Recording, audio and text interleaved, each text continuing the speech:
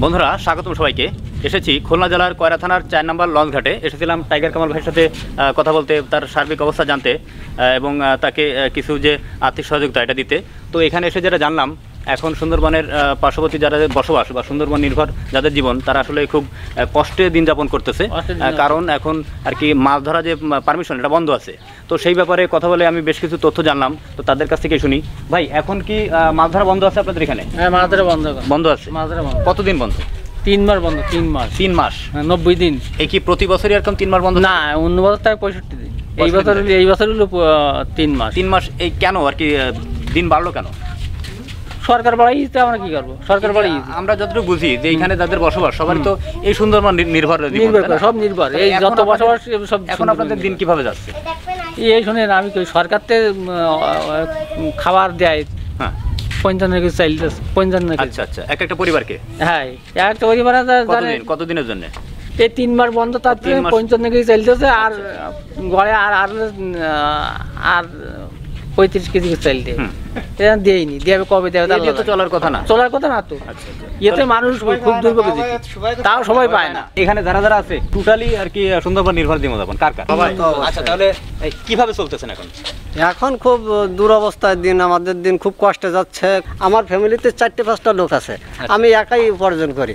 এখন যদি সেই উপার্জন থেকে আমি বঞ্চিত থাকি, এখন আমার মাছের সময়, সুন্দরবনে এখন মাছের সিজনে যদি আমার 90 দিন বন্ধ থাকে, তাহলে আমরা কিভাবে পারবো? আচ্ছা, এখানে এখন এর সমাধানটা কি? এই যে মনে করেন যে বন্ধ আছে, আপনারা অন্য পেশায় কি কেউ নিযুক্ত না, শুধু এই সুন্দরবন নির্ভর জীবন, তাহলে সমাধানটা কি মনে করেন? আমি মনে করি যে এইভাবে বন্ধ করে দিয়ে এইভাবে করে এই বর্তমান সরকার এদের আমার নিরীহ মানুষের সবচাইতে খুব কষ্ট দিচ্ছে। আচ্ছা, যে এই নিরীহ মানুষের কষ্ট দিয়ে এইভাবে আমাদের শতকরা 99% লোকের সুন্দরবনে নির্ভরশীল। এখন এই মাছের সিজনে যদি সরকার সুন্দরবনটা বন্ধ করে দেয়, তাহলে তো আমাদের এলাকায় খাবার তো কত 85 কেজি চাউল দেয় 90 দিনের ভিতরে, কিন্তু 85 কেজি চাউল খেতে গেলে তার পিছনে অন্তত 20,000 টাকা তরকারি লাগে। কিন্তু সেই টাকাটা আমরা কোথার থেকে পাবো? তখন ওই টাকাটা তো আনতে গেলে আমরা সুন্দরবনে জাতি হয়, এই নিচের টাকা তখন মানতে পারি না। তখন হয়তো আমাকে পুলিশ প্রশাসন ধরে চালান দেয়, তাহলে আমাকে একটা মামলা হয়ে যায়। এইভাবে তো আমরা নির্যাতিত হচ্ছি। আপনাদের পেশা কি? আপনারা কি সুন্দরবন নির্ভর নাকি পেশায় আছেন? আমরা সুন্দরবনে করে নির্ভর না। আমার বাপ ছিল, আমার ভাইরা আছে, তারা সুন্দরবনে। আপনাদের জীবন যেমন কেমন যাচ্ছে? আমাদেরও খুব কষ্টে যাচ্ছে, যেহেতু বাপেরা তারপরে।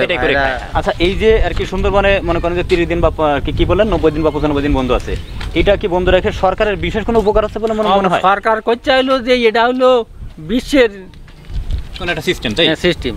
আচ্ছা, তার মানে যদি এখন মাছ ধরা হয় তো বিশেষ কোনো ক্ষতি হওয়ার কথা না। মাছের কোনো ক্ষতি হতো না। মাছ শোনেন, এই যে জোয়ারে দিতে পরের জোয়ারে এই মাছ থাকে না।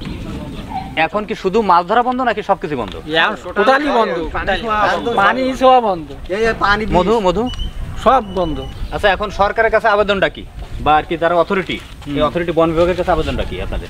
বন বিভাগের কাছে আমাদের আবেদন থাকবে যে তাহলে আমাদের এখানে দেখা যায় কি, আপনি 90 দিন না দিয়ে হয়তো দেখা যায় বছরে হিসাবে, বছরে 12 মাস আমাদের 1 বছর হয়, এর ভিতরে আপনি ভাগ করে 3 ডে ভাগ করে সে 3 মাসই দেন, সমস্যা নেই। কিন্তু যদি কিছু আগে পাশে ভাগ করে দেন, হয়তো দেখা যায় 3 মাস আলাদা আলাদা, 6 মাসের ভিতরে দেখা যায় আপনি 1 মাস দেন, কিংবা 4 মাসের ভিতরে আপনি 2 মাস দেন।